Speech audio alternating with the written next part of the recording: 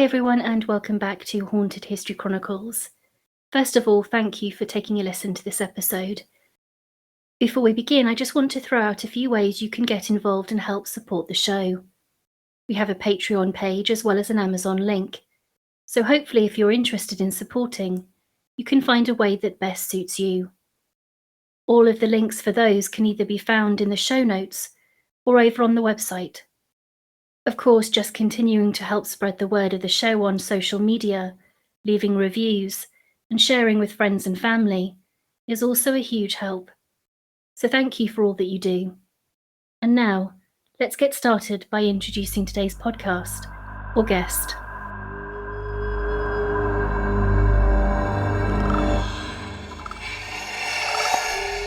Ask any paranormal enthusiast to name the greatest poltergeist cases of all time, and you will likely be given one of two answers: the Enfield Poltergeist, or the Black Monk of Pontefract.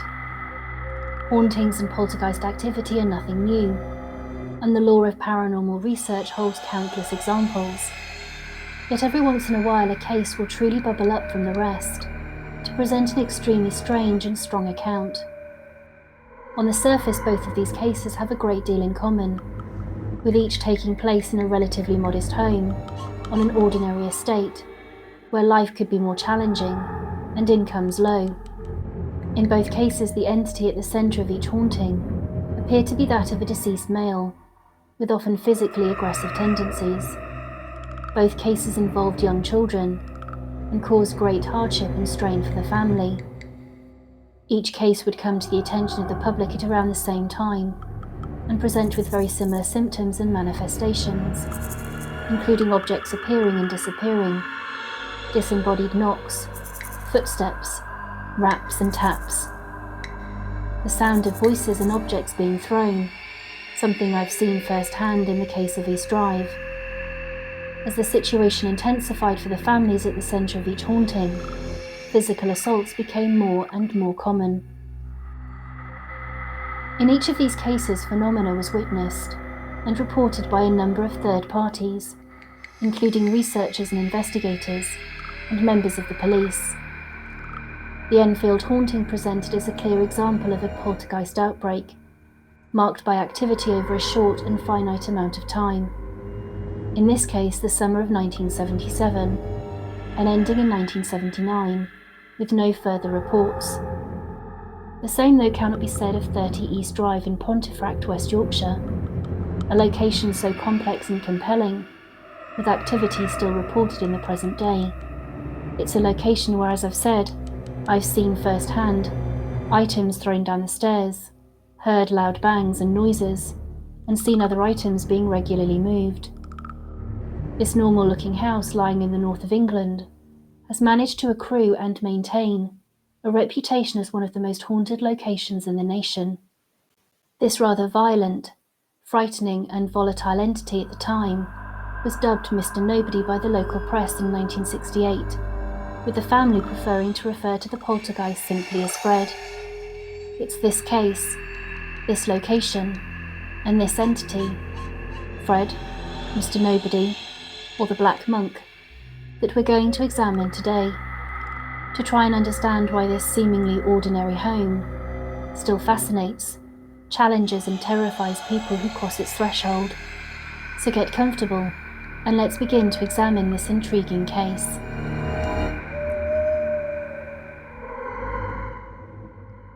The Farrers were the first family to occupy 30 East Drive. They were the prior homeowners before the Pritchards. Leander William Farrer, or Bill as he preferred to be known, had previously served in the military during World War II, before becoming engaged to and marrying Barbara in 1950. With limited means, the first few years of their married life meant them moving in with Barbara's family, whilst they waited for a subsidised council house. At the same time that this couple were marrying and starting their new life together, foundations were being laid for a new estate, situated on green fields atop a hill, overlooking Pontefract Castle. This land was of much historic significance, having been the site of a former battleground, and having seen 3 bloody clashes during the English Civil War, a conflict that divided king and country, and eventually led to the execution of King Charles I. Lord Protector Oliver Cromwell is reported to have overseen the bombardment and gradual starvation of the royalists defending Pontefract Castle. The battlefield was where hundreds of combatants met one another hand to hand, sword to sword, and pike to pike in a ruthless onslaught, beneath the relentless raining down of cannon bombardments from the ramparts of Pontefract Castle, in what would be a key cornerstone in the defence of a royal Britain. The history prior to this is crucial also, as it plays a significant part in the legend of the Black Monk of Pontefract and how it began. This legend was based on a wicked monk, who was reported to have raped and killed young girls before disposing of their bodies down a well. It was on this land, steeped in the blood of combat and tales of murder, that the largest post-war council estate was being built. Number 30 East Drive and its neighbouring house, number 79, were the last two to be built. The buttresses of these two houses ended up bridging the well, resulting in half of it underlying number 79, and the rest beneath number 30. The Farrers moved in with their baby daughter in September 1954, and began to make the property their home. Mentioning the Farrers is important to what came next. Many focus on the activity and reports experienced by the Pritchard family, but the home had similar strange reports and accounts experienced for the first family who lived there. Bill later reported how cupboards and fittings that he'd spent much time levelling and making perfect would a few days later be askew, and far from the perfect fit he had strived to achieve. The loving couple began to fight often, accusing each other of moving belongings around. Wallpaper refused to stay up on the walls, and the council had to come out frequently, as the house would simply not stay warm. Barbara's mother, Nancy, would babysit one evening. When Bill and Barbara returned later that night, they walked in to discover their daughter Jane clearly distressed, and Barbara, who demanded to be taken home immediately. She refused to speak about what she'd experienced with anyone. There were other strange experiences too. The house was full of strange noises and disembodied voices. The outside coal house was so ominous and oppressive that Barbara refused to go out and collect coal. Furniture would regularly become scratched with cuts and rips. Jane's pram, too, was often subject to this kind of destruction. Despite being an avid and competent gardener, Bill could simply not get anything to grow in the garden. Just one more thing that added to the mystery of the property. Over time, Bill and Barbara became increasingly concerned for their now 2-year-old daughter, who simply cried relentlessly each night. Doctors who examined Jane could not explain or come up with any medical reason for why Jane was so unsettled in the house.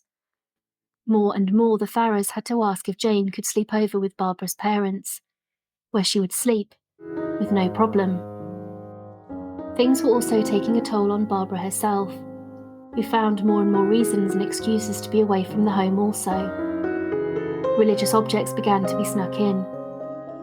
Bill later reported that, "Whatever happened to my wife in that house changed her for the rest of her life, and not for the better."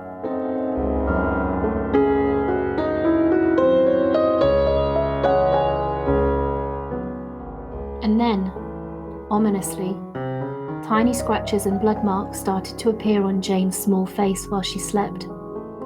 Thinking at first that Jane was simply scratching herself during the night, her parents started putting her to bed wearing mittens. In the morning, however, there would still be new scratches and marks. When Barbara became pregnant with her second child, she was plagued with medical issues and considered very high risk. Part of the care plan for her involved weekly injections and checkups from the doctor. After the initial first injection at the home, the doctor refused to attend again, forcing Barbara to have to go to the doctor's surgery. That was until the family moved out of 30 East Drive, and the doctor had no problem visiting Barbara again each week at the home. What caused his unease in wanting to attend 30 East Drive is unknown, but very much wrapped up in the mystery of the house. The Pritchards moved into 30 East Drive in May 1955. a house with a clear history of unexplained phenomena and reports of hauntings. Yet it was not until the Pritchards arrived and had been living there for about a decade that the haunted house and the malevolent spirit or poltergeist finally showed the full extent of its power.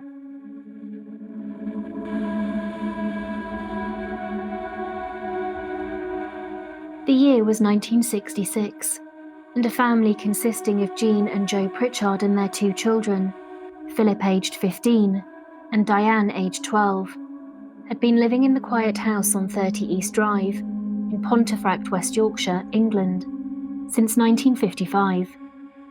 They'd experienced the odd strange thing after they'd settled into their home, strange sounds and things being misplaced, all rather innocent enough in nature to raise no alarms, something that could be easily explained as natural sounds of a home or forgetfulness of a family.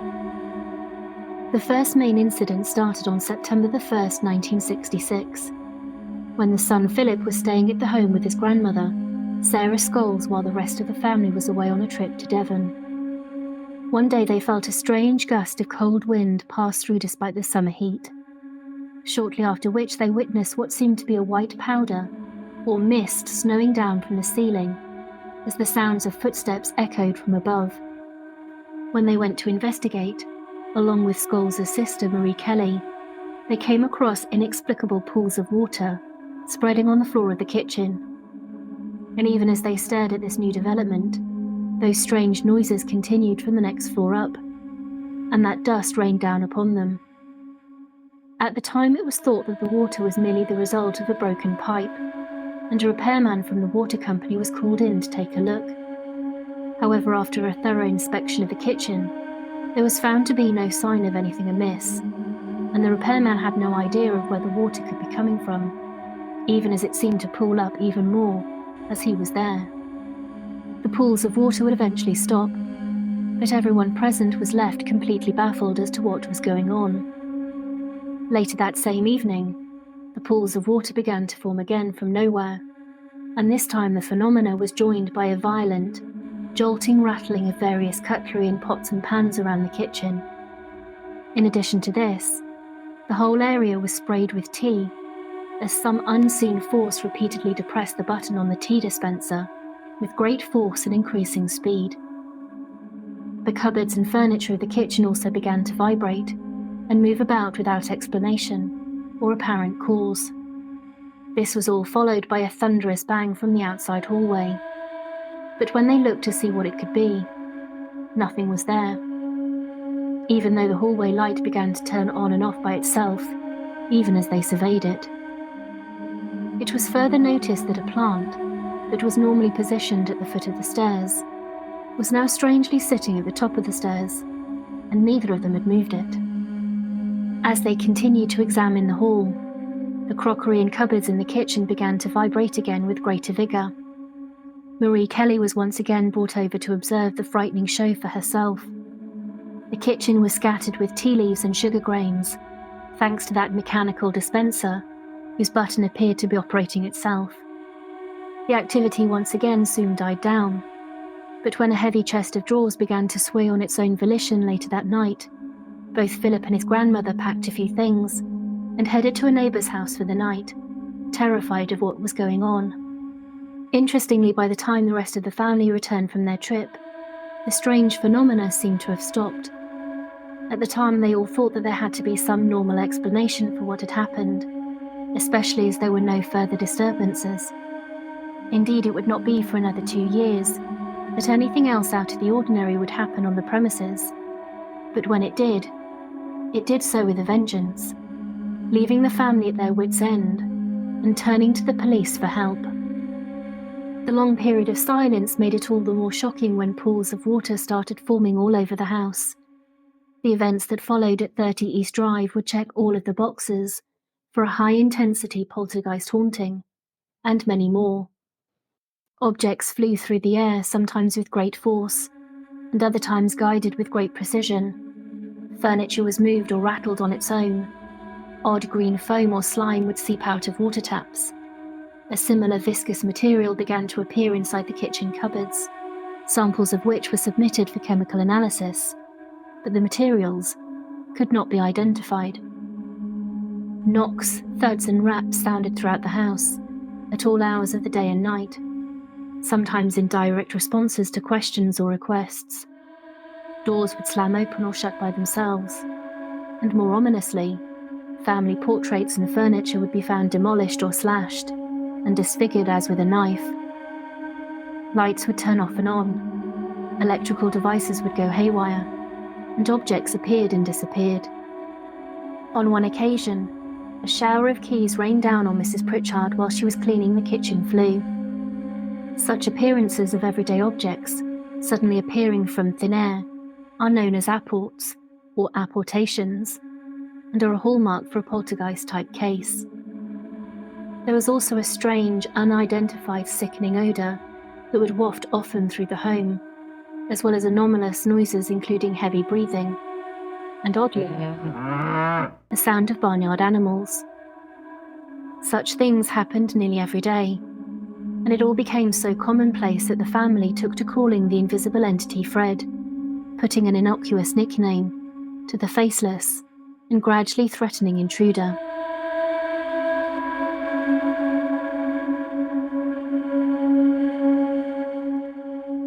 All of this activity steadily graduated in intensity, with things being smashed or broken by unseen hands, or objects flying across the room even in the presence of guests. Indeed, whenever people came over, the phenomena seemed to actually get worse and more violent, and this apparently even happened in the presence of local police officers and the town vicar, leaving everyone dumbfounded and authorities unable to find any rational explanation. In particular, Diane seemed to be targeted, often waking up to the sound of heavy breathing or undefined voices in her ears. And there were other times when she was physically assaulted by the entity, such as being pushed, having her hair pulled, and even on several occasions being dragged across the room. The entity was not above lashing out at others as well, and reports of being held down, pushed, slapped or punched by the spectre were common, even from those just visiting. One day a neighbour came to visit Jean to enjoy an afternoon cup of tea. As the two ladies stood chatting at the foot of the staircase, the grandmother clock on the upstairs landing began to sway from side to side, before falling down the stairs and smashing into pieces. The terrified women were forced to jump out of the way in terror. This very staircase and landing, coincidentally, is where I've also witnessed a child's toy pram being flung down the stairs.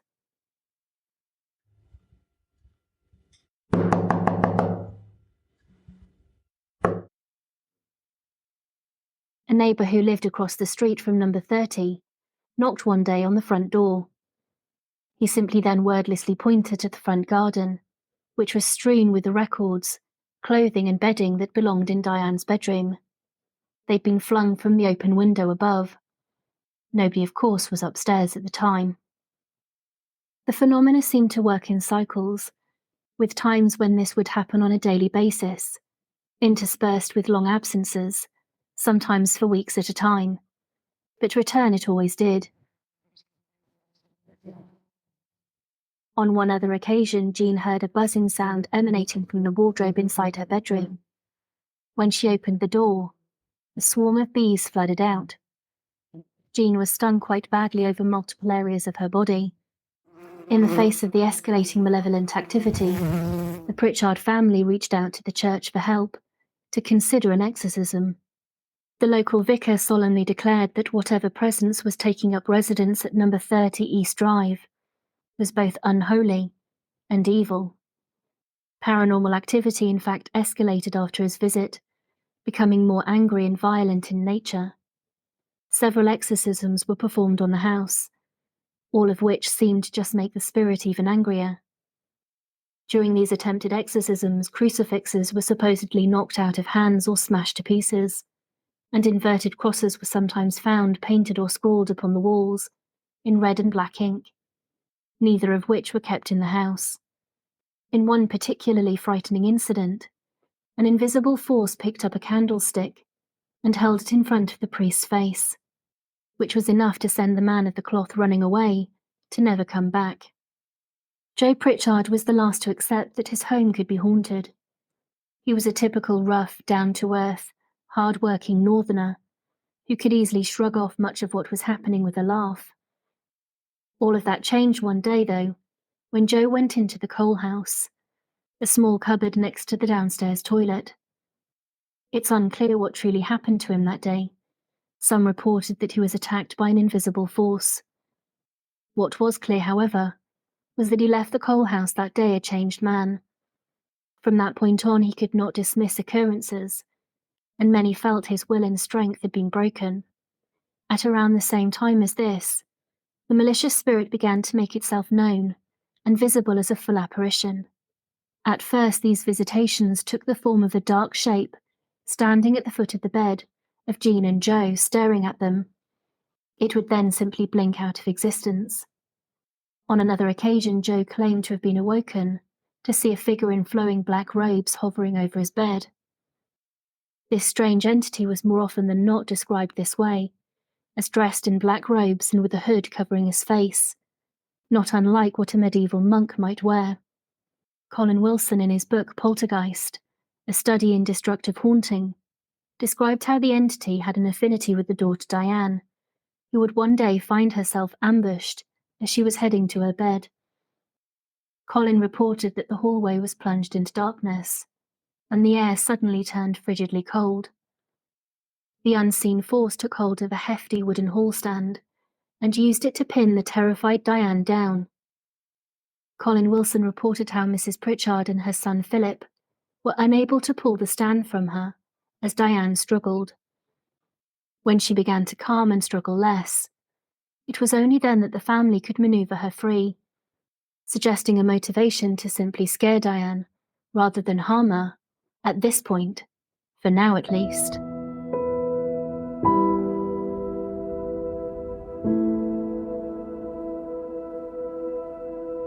We are about to celebrate hitting our 100th episode of Haunted History Chronicles on the last Friday of April 2023.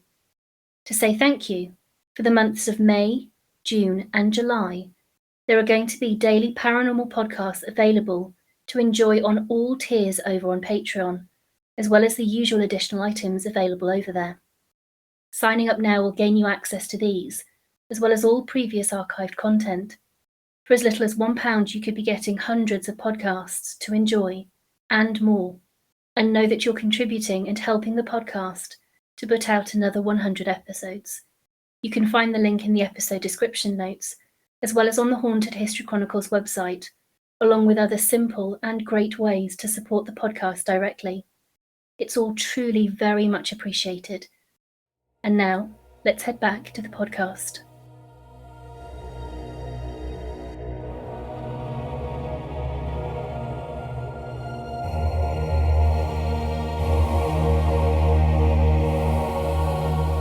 Before long, the Black Monk was seen lurking about by everyone in the family, and was even claimed to have been spotted prowling the property by neighbours and other locals. One such account came from the neighbour Elsie Mae Mountain, who had seen an apparition standing behind Jean while she was engaged at the kitchen sink. Guests reported of phantom hands appearing, often wearing women's fur gloves. These phantom hands would begin to mimic the actions of a conductor conducting his orchestra. Through all of this, it seemed to still have it in for their daughter Diane, though, and its attacks on her grew in ferocity. The girl would sometimes wake up with scratches and bruises on her body, or be completely thrown from her bed, and on at least one occasion was actively choked and slapped around by an unseen force, in full view of witnesses, who were often themselves not immune to these outbursts. Perhaps the scariest incident happened when Diane's hair was seen to stand up, as if someone was pulling and yanking on it, after which the girl was forcibly dragged up the stairs screaming. The incident left noticeable bruises on her throat, making it clear that Fred was capable of causing more than mischief. The desperate family had paranormal investigators called in, and some interesting things were found out on the history of the land the house sat upon. For instance, investigator Tom Cuniff uncovered some of the history mentioned earlier, that not only had the area once been the site of a battle, but also that it had once been used as the town gallows, and that hundreds of people had been executed there. In particular, there was a supposed story of a Cluniac monk who had met his end by hanging there, after being found guilty of raping and killing a young girl around Diane's age back in the 16th century. Cunniff believed that it was this spirit haunting the home. Strangely, despite all of the intense paranormal activity that permeated this home, it would all one day suddenly cease just as abruptly as it had started. The weeks would go on with the family bracing for the Black Monk to rear his sinister head yet again, but it was completely quiet for no apparent reason, as if he'd just gotten bored and stopped. Diane and Philip grew up and moved out. Joe Pritchard sadly passed away inside the home on June the 21st, 1986, dying on the floor of the upstairs bathroom. A coroner later ruled his death was caused by a heart attack. Jean Pritchard continued to live at number 30 for the next 25 years, with her parrot for company. Fred, as he was known to the family, was not quite done yet though. The house would go on to be a popular destination for paranormal investigators, many inspired by the film When the Lights Went Out, which was inspired by the case. Bill Bungay in fact bought the house to help promote the movie, which had been filmed elsewhere. 30 East Drive was used to film scenes and carry out visits and overnight stays for promotional material to release. Those staying often experienced troubling activity. Keys that disappeared, keeping them stranded. The kettle would turn on and off repeatedly, and people staying overnight often felt unseen hands holding them down. The Black Monk was still around, and as active as ever, perhaps perturbed by new trespassers to his domain. A very well-known and harrowing investigation of the premises was carried out by seasoned paranormal researchers, Nick Groff and Katrina Weidman, of the TV series Paranormal Lockdown, who decided to actually spend a few days locked up inside of the home. And almost as soon as the doors closed, there were strange reports going on.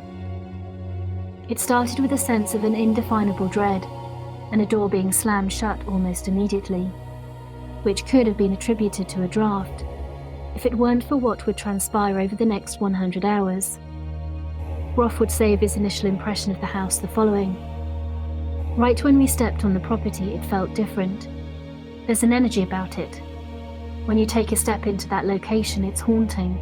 It really is. Without anything really even occurring, you just feel it. You feel the energy in the sense that something is there lurking in the shadows." The pair would be woken by slamming or banging noises in the house, and the next day they actually reached out to the entity, called it Fred, and asked it if it could move a ball. Sure enough, the ball apparently began rolling across the floor of its own volition. It all almost seemed rather playful at first, but then things started to get knocked off of stands, thrown across the room or broken, and a clock dropped off the wall. When Groff reached out to ask the spirit, "Do you need a lot of energy to move things?" an EVP recorded in Latin the word desperata, meaning hopeless. On top of this, whenever the team asked the entity something, the room temperature would drop dramatically.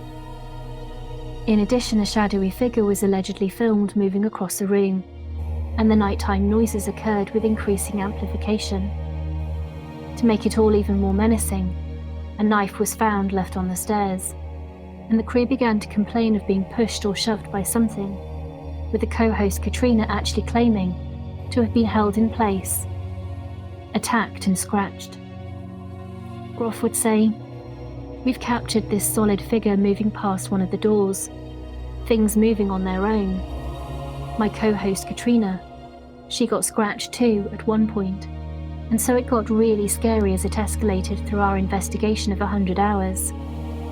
When I was living there for 100 hours, there were moments when I was terrified, like when I was sleeping, when I was really deep in sleep. And anybody, I don't care how strong you are or how big you are, you will be startled in the darkness, and you're all alone, and something bangs really loud in the room and the door opens on its own, and you see an apparition. You're going to get startled." Other researchers have had similarly bizarre experiences on the property, with numerous instances of the ghost's voice caught on tape, and quite a few pieces of photographic evidence as well. Many of these investigators have expressed shock at the sheer magnitude of sinister paranormal activity at the residence, with some even claiming that they actually feared for their lives while there. The Black Monk has earned a reputation for being one of the most violent and evil poltergeists around. Another pair of investigators from the TV show Ghost Dimension said, "When we arrived at the house, I'd been so excited to finally be filming at 30 East Drive. I'd heard so many stories about what went on through the 60s, and seen so many photos of monk-like figures. We had never experienced so many paranormal happenings going on in one place, and in such quick succession. So concentrated was the haunting and so violent, that the case of the Black Monk of Pontefract has gone on to become one of the most well-documented and aggressive hauntings England has ever seen, and one that involved many from the local community, with the house to this day said to be ground zero for all manner of strange happenings. Whilst it's highly unlikely that the story of the Black Monk is actually true, whatever is going on here, the case has never been solved or entirely understood for what it is, as it doesn't necessarily fit the classic poltergeist haunting. We have 3 phases of activity, the first presenting itself to the Farah family, then the second phase where the entity and subsequent phenomena became more violent and pervasive, involving the Pritchards, and the third phase that continues today, where experiences are captured, reported and shared by visitors or people known to the house. If you visit, you can expect a list of things to do and not do, with paranormal equipment such as Ouija boards prohibited in order to keep Fred at bay. You're instructed to keep possession of the keys for the front door at all times, and instructed to ensure electrical appliances are kept unplugged at the wall after use. I leave it to you to decide. Would you be brave enough to investigate? Thanks for listening. See you next time. Bye for now.